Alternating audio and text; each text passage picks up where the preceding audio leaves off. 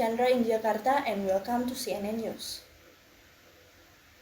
The National Human Rights Commission, or Komnas HAM, disagrees with the demand for the death penalty filed by the public prosecutor, or JPU, for the defendant in the rape case of 13 students in Bandung, Heri Wirawan. Komnas HAM Commissioner B.K. Ulung Hapsara said the sentence was against human rights principles. Komnas HAM does not agree with implementing the death penalty because it is against human rights principles, he explained. Beka said Harry deserved to be punished severely. However, according to him, Harry should not be put to death.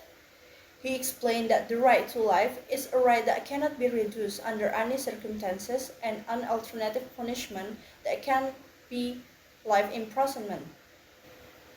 An undersea earthquake struck Tuesday morning off the coast of Indonesia, measuring magnitude 7.3, which prompted a tsunami alert and hours of panic before the alert was lifted. According to the U.S. Geological Survey, the quake was at a depth of 18.5 kilometers and its epicenter was 112 kilometers north of the town of Maumere, with a population of 85,000. People in the town said they felt strong shaking. They were evacuated and one person was reported injured. United States President Joe Biden has announced the country will tighten entry requirements in response to growing concern over the new Omicron variant of COVID-19. From Monday, passengers flying to the U.S. will need to show a negative COVID-19 test performed within 1 day of departure. The country earlier recorded its first official Omicron case detected in California in a fully vaccinated patient who had recently returned from South Africa. The White House did not specify whether the requirement test should be a PCR or whether it could be a rapid test in its statement. In addition, Biden extended the federal mask mandate on flights, trains, and other forms of public transport through March 18th.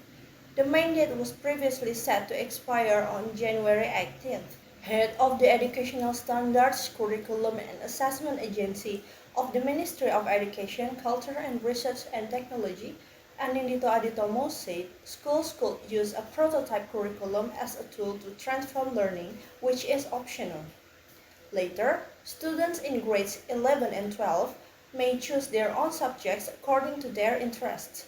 This prototype curriculum will provide more space for the development of the students' character and competence, so that high school students can pursue subjects according to their interests more flexibly. BPBD Pandeglang again updated data on the damage to houses affected by the 6.6 magnitude earthquake in Banten. As of 6:15 p.m., BPBD recorded 1,543 houses damaged. As for the details, 888 houses were slightly damaged, 372 were moderately damaged, and 283 houses were heavily damaged. Its distribution also still occurs on 28 sub-districts in Pandeglang. Of the dozen of sub-districts, BPBD recorded severe damage in 8 sub-districts.